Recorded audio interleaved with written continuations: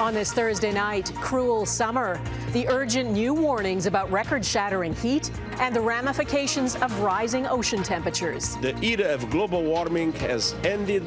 The era of global boiling has arrived. Being proactive before wildfires erupt. The future of our fire environment is going to be difficult. How artificial intelligence could be a critical tool.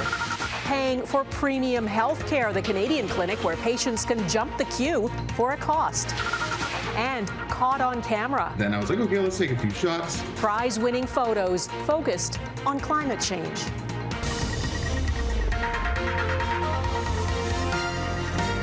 Global National with Donna Friesen. Good evening and thanks for joining us. The warning signs are everywhere. For weeks, millions of people have been enduring scorching temperatures. And now the World Meteorological Organization says July is on track to be the Earth's warmest month on record. We've been watching it happen. Searing heat, raging wildfires. July's heat wave has been off the charts on 3 continents, North America, Europe and Asia. It follows the hottest June on record. And today, the head of the United Nations used stark language to try to shock people and governments into action. Humans are to blame. All this is entirely consistent with predictions and repeated warnings. The only surprise is the speed of the change. Climate change is here, it is terrifying, and it is just the beginning. Humanity is on the hot seat, Guterres says. The air, he says, is unbreathable, the heat unbearable, and the level of fossil fuel profits and climate inaction is unacceptable. The data is from the European Union's Copernicus Climate Change Service and the World Meteorological Organization. It shows the first 23 days of July have been the hottest since records began. On July 6th, the hottest day, the global average temperature was 17.23 degrees Celsius. And the 8 warmest years on the books are the past 8. Today, the U.S. president announced new steps to help Americans face the existential threat of climate change, as the president called it. The plans include shielding workers from high temperatures, improving weather forecasting, and better access to drinking water, measures critics say are too modest. President Biden today noted even the ocean off Florida is hotter than ever. Ocean temperatures near Miami are like stepping in a hot tub. They just topped 100 degrees. 100 degrees, and they're hitting record highs around the world. 100 degrees Fahrenheit is almost 38 degrees Celsius. What's happening to the world's oceans is being closely watched. There's evidence a vital ocean current that carries warm water from the tropics to the North Atlantic could collapse, and it could happen quickly. Eric Sorensen explains why and what that could mean.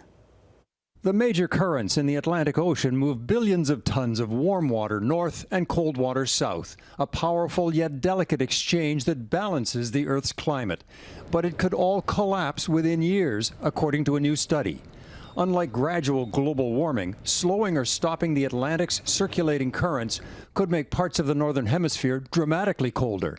It's happened before, says the study's author. The overturning circulation can be in an on state, which is what we are in now, and an off state, which was what happened in glacial times 12,000 years ago. You recall what you said about how polar melting might disrupt the North Atlantic current. Scientists say it wouldn't be like the Hollywood film where cities froze overnight, but changes could happen within a very few years. If this is going to happen, this is a complete change of climate. The warm waters in and around the Gulf of Mexico stream north and east toward Europe, a colossal heat pump. It's one reason northern Europe is warmer than northern Canada.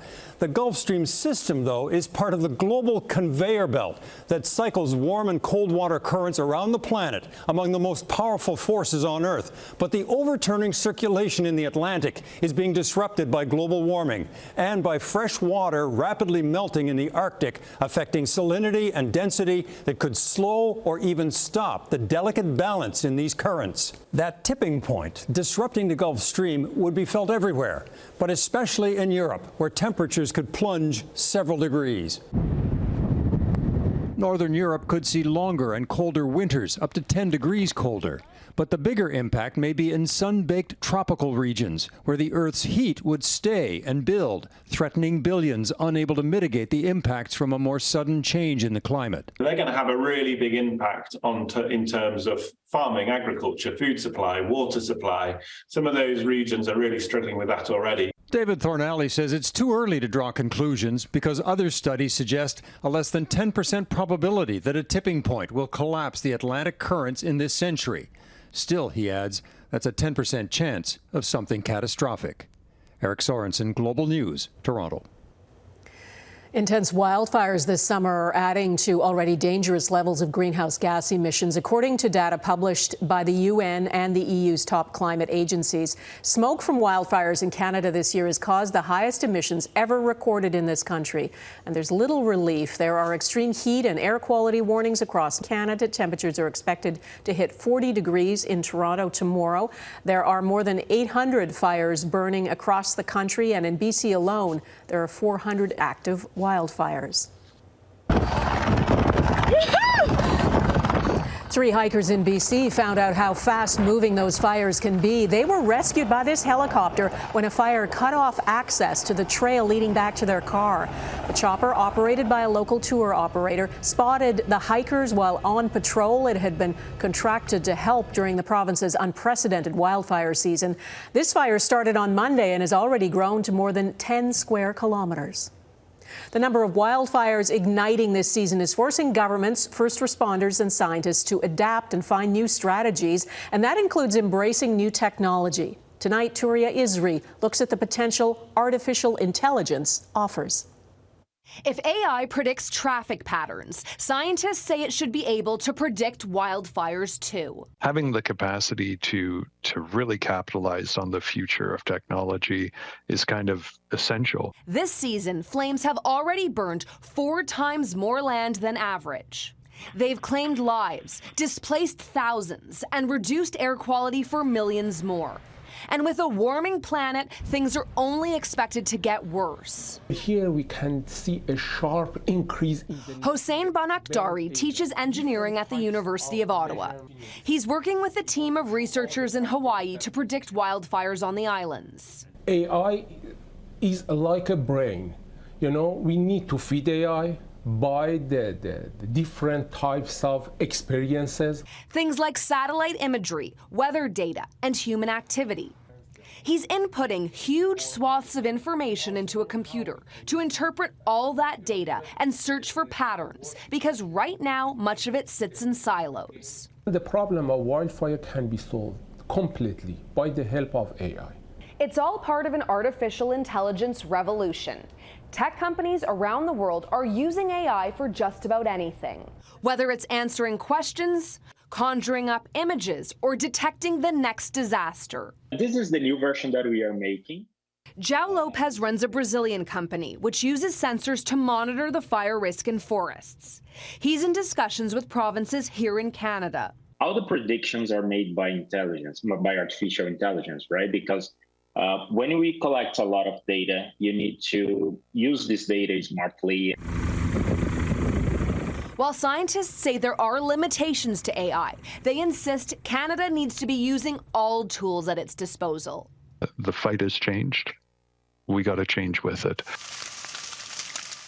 Changing the strategy to better respond to a changing climate.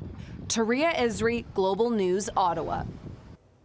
New charges have been added to the indictment against former U.S. President Donald Trump. The charges allege Trump was part of a scheme to delete surveillance video related to the mishandling and concealment of classified documents seized from his Mar-a-Lago resort. And a third person has been indicted, a man identified as a property manager at Mar-a-Lago, who is alleged to have told another employee that the boss wanted the server deleted. It's alleged the plan was to foil investigators probing the removal of the documents from the White House. Trump has pleaded not guilty, and a trial has been set for May of 2024. Prime Minister Justin Trudeau is in Newfoundland today, a day after he overhauled his front bench. It was his biggest cabinet shuffle since coming to power, assigning 23 cabinet ministers new roles and adding 7 rookies to the team. It is a move Liberals have called an economic revamp. As Mackenzie Gray reports, the sweeping overhaul could present challenges for the Prime Minister when Parliament returns in September. Justin Trudeau's visit to Newfoundland felt like a campaign stop. I've built a cabinet that is going to be positioned to grow and continue to build great opportunities for Canadians. But that cabinet construction is short one of his previous top ministers, David Lametti, out at Justice and from cabinet completely. He has led on important files around justice and reconciliation. A senior government source said the biggest reason Lametti was dumped, a Montreal MP needed to go to get new tourism minister Soraya Martinez-Ferreira into cabinet. The Prime Minister's office also wasn't happy with the speed of Lametti's judicial appointments and believes his replacement, Arif Virani, is better suited to handle upcoming legislation around online harms and crime in cities. Despite getting the boot, Lametti is willing to stay on as a backbencher. I intend to run in the next election whenever it may be, he posted on Facebook, making him one of 3 former ministers still in caucus. That could cause a headache for Justin Trudeau. Ex-ministers, if they aren't given another assignment like chair of a parliamentary committee or head of some sort of exercise or role in the campaign, are sort of loose free agents within the political system. Is this the worst it's ever been? The assignment for Chrystia Freeland, lead the charge on sharpening the Liberals' economic message. To help her execute on that, former Defence Minister Anita Anand has been brought in as the new Treasury Board president. And despite getting a lower profile role, the Oakville MP is still viewed as a top performer by PMO. Anand had made it known she wouldn't mind an economically focused portfolio, a job that will allow her to be more visible domestically, to take on Pierre Poilievre's populist and popular economic message. The notion of the government having a new strategy is not going to come from just the rearrangement of folks. It's going to come from whether or not they have a new agenda. It's no surprise to see Trudeau and Freeland in Atlantic Canada. It's the only part of the country they're still ahead of the Conservatives, Donna. But even then, it's only by 1 point. Mackenzie Gray in Ottawa tonight. Thanks. There's a new battle brewing between public and private health care, this one in Alberta. A Calgary clinic is offering memberships to patients starting next month. They'll cost thousands of dollars and promise to deliver what the clinic calls proactive health care services. Health Canada is pushing back, but with 6.5 million Canadians now estimated to be without a family doctor, there are calls for governments to do more. Heather Urix-West reports. Patients of this Calgary medical clinic may soon have to pay a premium for timely access to care. In a recent letter, the Marda Loop Medical Centre told its patients, "We acknowledge that accessing efficient health care has been a persistent challenge. To address these challenges, starting August 1st, we will be offering a membership-based medical service. For $2,200 a year for individuals or $4,800 for families, the membership promises reduced wait times."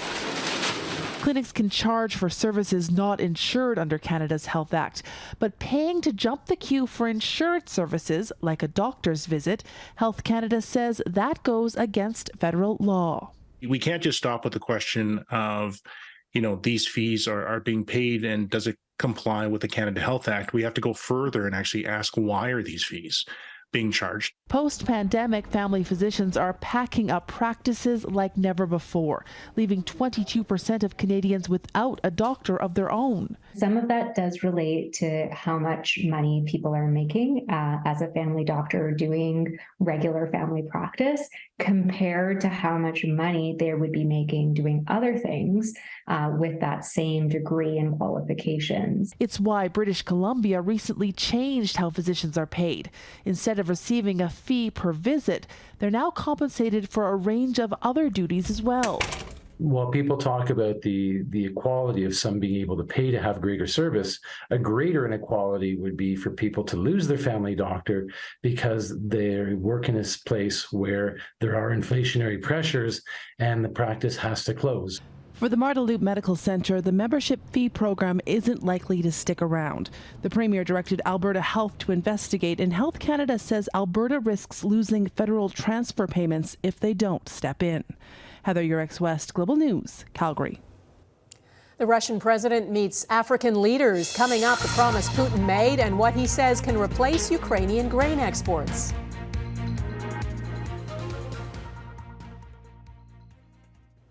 There's unrest and uncertainty in the West African country of Niger after its president was removed in a coup. Supporters of the plot targeted the ruling party's headquarters today. The military is now supporting members of the Presidential Guard who led Wednesday's coup and detained President Mohamed Bazoum. Coup leaders went on TV accusing him of poor governance and deteriorating national security. Bazoum was a key Western ally in the fight against Islamist militancy in West Africa. I spoke with President Bazoum earlier this morning and made clear that the United States resolutely supports him as the democratically elected president of Niger. We call for his immediate release. On Twitter, Bazoum remained defiant, saying the hard-won achievements will be safeguarded. All Nigerians who love democracy and freedom will see to it. When he came to office in 2021, it was the country's first democratic transfer of power. At the Russia-Africa summit in St. Petersburg today, Africa's dependence on food imports was front and center, with a warning the continent's food security is at stake. Last week, Russian President Vladimir Putin pulled out of a deal that allowed exports of grain and oilseeds from Ukraine. Today, he promised months of free grain deliveries to 6 African nations. Crystal Gamansing looks at the impact of Russia's growing influence in Africa. Vladimir Putin is embracing friends from the African continent and wooing those who are lukewarm to the Russian president, saying he's sincerely interested in further deepening multifaceted trade. His biggest carrot to drum up more business, an offer of up to 50,000 tons of free grain for at least 6 African nations. The president of Zimbabwe said his country has enough grain, but expressed gratitude for fertilizer donations. This gesture is true testimony of the friendship of the Russian Federation to the people of Zimbabwe. Africa is split on Russia and its full invasion of Ukraine. In March of 2022, during a UN vote on a resolution whether to denounce and demand Russia withdraw, 28 African nations voted in favor of the motion.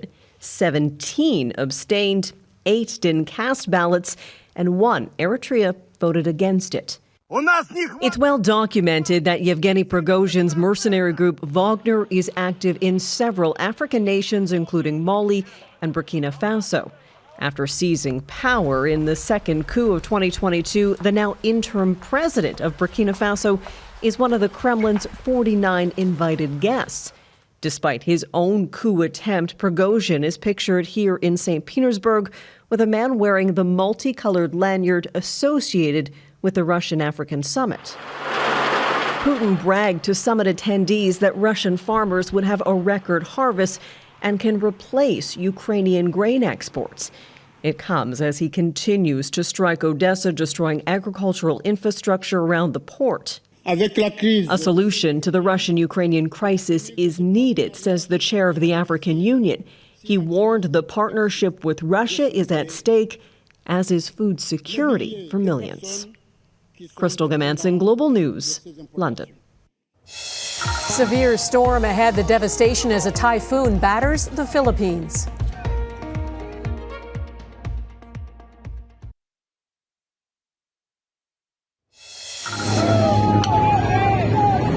At least 20 people are dead after a passenger boat capsized near the Philippine capital, Manila. 40 people on board were rescued, and the Coast Guard says they're still searching for survivors. The ship sank in strong winds from a typhoon, which also caused schools and businesses to close and grounded flights. The severe storm is expected to make landfall on China's southeast coast. And off the coast of the Netherlands, a cargo ship packed with nearly 3,000 vehicles is still burning 2 days after flames first broke out. 1 crew member died. A number of others were injured, jumping 30 meters overboard to escape. The Dutch Coast Guard says the situation is stable now and the cause of the fire is being investigated. The power of photography next, reflecting on humanity's relationship with nature.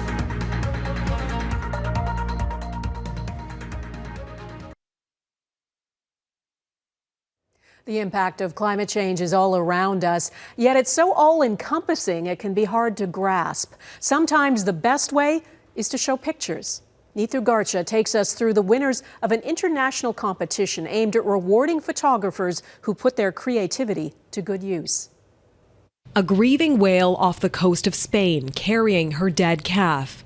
And these villagers of all ages crowding to fill their buckets from a 20,000-liter water tanker in India. It takes 2 hours to fill, but gets emptied within 7 minutes. We want a picture that gives a message. We don't want just a beautiful picture. These are the award-winning images from an International Environmental Photography Prize focused on raising public awareness about the impacts of climate change. About 10,000 images were submitted by more than 2,000 photographers from around the world. All the countries have to move to reduce the global warming. And at first I was shooting video, and then I was like, okay, let's take a few shots.